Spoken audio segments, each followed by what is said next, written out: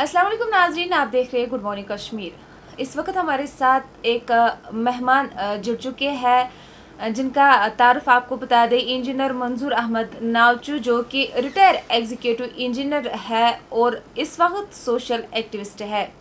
इनकी लाइफ की जर्नी के बारे में इनसे मज़ीद तफसीलात हासिल करते हैं। अस्सलाम वालेकुम। वालेकुम सलाम। सबसे पहले आपका शुक्रिया करते हैं अपना वक्त देने के लिए। तो आपसे जानना चाहेंगे मंजूर साहब, आपकी तालीम और तरबियत जो है वो कहाँ से हुई है और आप कहाँ से ताल्लुक़ रखते हैं? बेटा, फ़र्स्ट ऑफ़ ऑल मैं आपका भी शुक्रगुज़ार हूँ कि आपने मुझे बुलाया यहाँ पर, तो मेहमान नवाजी की और आप मेरे बारे में जानना चाहते हैं। Great of you. एक्चुअली मैं श्रीनगर डाउन टाउन से ही हूँ, तो मेरी पैदाइश श्रीनगर में ही हुई है।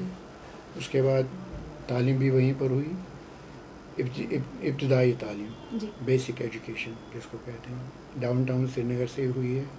Then I went to Islamia high school, वहाँ से मैंने मैट्रिक किया। इस्लामिया कॉलेज से फिर मैंने उस वक्त कहते थे TDC part first after pre university, वो किया। तो उसके बाद मैं गया रीजनल इंजीनियरिंग कॉलेज श्रीनगर, जिसको आप NIT बोलते हैं। वहाँ से मैंने बैचलर डिग्री सिविल इंजीनियरिंग में की। आपसे जानना चाहेंगे, जो हमारी ज़िंदगी होती है, सबसे खूबसूरत ज़िंदगी अगर हम देखें तो वो हमारी स्कूल की लाइफ होती है। तो आपकी स्कूल की लाइफ में कोई ऐसा वाक़या जिसे आप अभी भी याद करते हैं, कोई फ़न हुआ हो आपके साथ स्कूल में? देखिए बेटा, मैं आपको बताऊंगा, टाइम्स हैव चेंज्ड। उस वक्त के अगर हम उस वक्त के वाक़ात को कोई अगर फ़नी भी हुआ होगा, कभी मज़ा आया भी, मगर उससे भी लेसन मिलते थे, सबक मिलता था। तो आई डोंट थिंक कि उस वक्त हमारी ऐसे कोई वाक़ात हुए हैं हमारी स्कूल लाइफ में या कॉलेज लाइफ में जिसका हम मज़ा आया कहेंगे। तो everything would be lesson giving. तो एक कुछ वाक़ात हैं जिनसे मैं मुतासिर रहा हूँ अपने टीचर से, तो एंड अपने फ्रेंड्स से, क्लास फेलो से भी। ये ज़रूरी नहीं होता है कि आप इंस्पायर हो जाएंगे खाली उस्ताद से, हाँ, क्योंकि आपके फ्रेंड्स जो होते हैं, क्लासमेट होते हैं, कुछ ऐसे होते हैं जिनसे आप इंस्पायर हो जाते हैं। तो एक वाक़ा मुझे याद आ रहा है, जब मैं इस्लामिया हाई स्कूल में था, तो हमारे एक टीचर थे अब्दुल गनी जरगर साहब। वो हमें ज्योमेट्री और मैथमेटिक्स पढ़ाते थे। तो वो ज्योमेट्री में कुछ थ्योरम्स होती थी, तो वो थ्योरम हमें सिखाते थे, वो हमें याद कराते थे क्रैम करने के लिए। तो सिखाते भी थे, मगर ज़्यादा वो ज़ोर देता था क्रैम करो आप। तो हम क्रैम करते थे।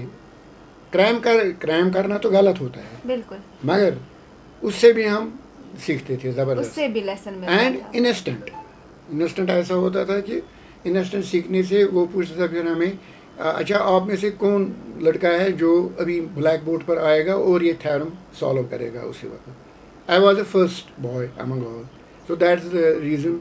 फिर उन्होंने मुझे मॉनिटर बनाया अपने क्लास का, अपने स्कूल का 2 साल। एज एग्जीक्यूटिव इंजीनियर आपने काम किया है फील्ड में, तो किस तरीके का काम आपने किया है फील्ड में रह के? क्या क्या आपने किया? मैंने बेटा हर एक फील्ड में काम किया। इंजीनियरिंग फील्ड में हमारे 2 विंग्स होती हैं सिविल इंजीनियरिंग में। एक तो हाइड्रोलिक विंग होती है और एक R&D विंग होती है। हाइड्रोलिक में इरीगेशन फ्लड कंट्रोल और पावर प्रोजेक्ट्स होते हैं। मैंने इरीगेशन फ्लड कंट्रोल प्रोजेक्ट्स में भी काम किया है, लोअर लेवल पर जूनियर इंजीनियर था मैं। उसके बाद मैंने पावर हाउस में काम किया है। अपर प्रोजेक्ट था हमारा यहाँ चलता कंगन में, उसमें भी काम किया है। एंड उस प्रोजेक्ट में मैंने एक स्पेशल जॉब किया, टनल कंस्ट्रक्शन। तो that was my first experience as tunnel engineer उस प्रोजेक्ट में। तो that paid me after my retirement. तो रिटायरमेंट के बाद मैंने फिर गाजी उडमाना जो टनल बनी है नई, उस पर काम किया। तो उसी एक्सपीरियंस की वजह से, हालांकि मैंने दुलहसी प्रोजेक्ट में भी टनल वर्क काम किया है, टनल वर्क्स पर काम किया है, वहाँ से भी एक्सपीरियंस मिली। That paid me after retirement.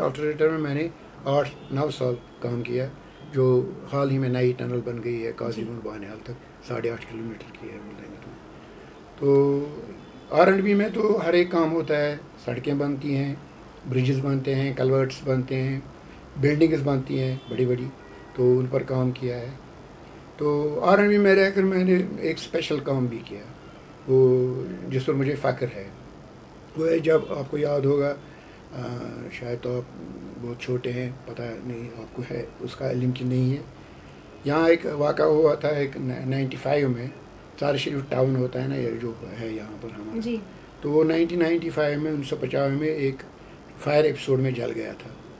تو اس کے بعد وہاں پر ریہیبلیٹیشن ریکنسٹرکشن کام جو ہے وہ میرے انڈر ہی ہوا. حالانکہ میں اسسٹنٹ ایگزیکٹیو ہی تھا ان دنوں. That was a very challenging job. اور آپ امیجن کریں گے کہ 1450 مکان وہاں جل گئے.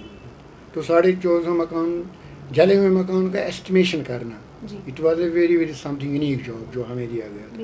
مگر اس پر کریڈٹ جاتا ہے جو ان دنوں میرے ایگزیکٹو انجینئر تھے, انجینئر محمد یوسف راتھر صاحب تھے, وہ جو بعد میں ایک بم بلاسٹ میں ایز چیف انجینئر R&B شہید ہو گئے.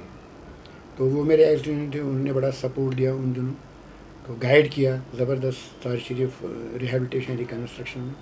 اور میرے جونیئر انجینئر جو تھے work supervisors and over and above all اس کے بعد ثار شریف کے کنٹریکٹرز نے زبردست کنٹریبیوٹ کیا ثار شریف کو نیا ٹاؤن بنانے میں. منظور صاحب آپ سے جاننا چاہیں گے ریٹائر ہونے کے بعد بھی آپ ایکٹیو لگ رہے ہیں, سوشل ایکٹیوسٹ ہیں, آئے دن سوشل میڈیا پہ آپ چھائے رہتے ہیں, اس حوالے سے تھوڑا بتائیں اپنی لائف کے بارے میں. دیکھیے ایک انسان کو ہمیشہ ایکٹیو ہی رہنا چاہیے, جس کیپیسٹی میں بھی وہ ہو یا جس حالت میں بھی وہ ہو.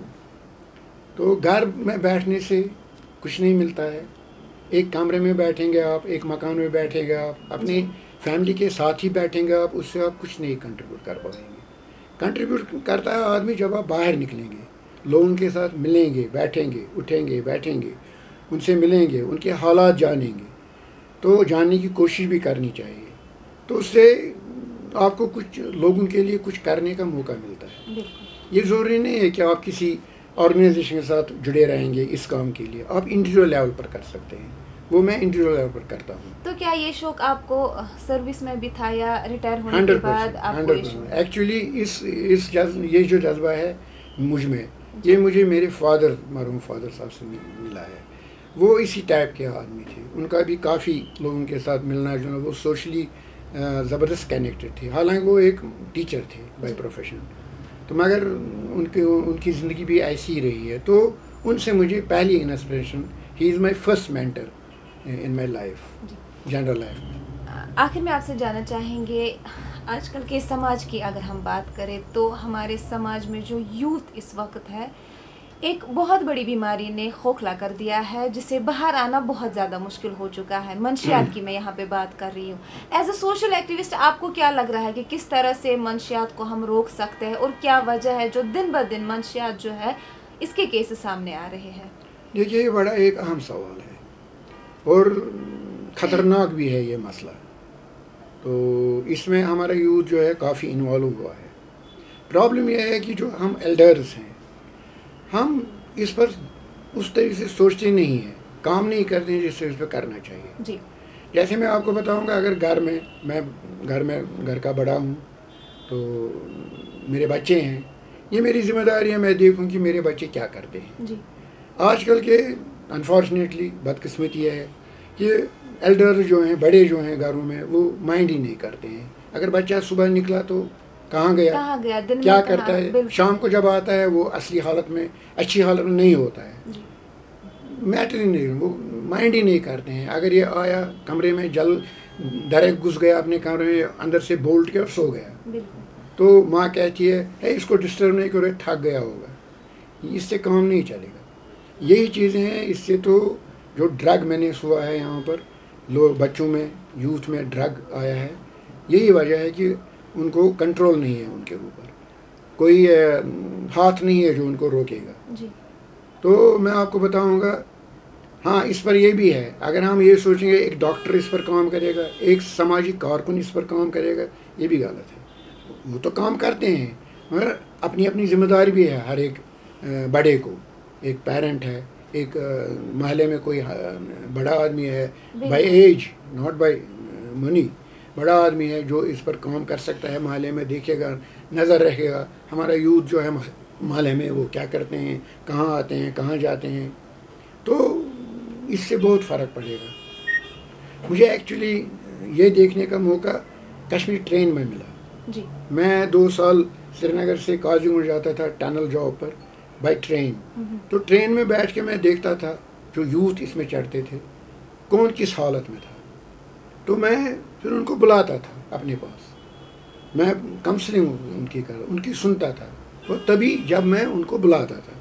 अगर मैं भी उनको देखता जैसे बाकी लोग देखते हैं तो किसको क्या, यानी कि समाज में रह के जो समाज में लोग हैं, ना ही एक पेरेंट की जिम्मेदारी है, डॉक्टर की जिम्मेदारी, बल्कि जो समाज में लोग रहते हैं उनकी भी जिम्मेदारी हर है एक की जिम्मेदारी कि हम ये रोकें। यस, हर एक की जिम्मेदारी।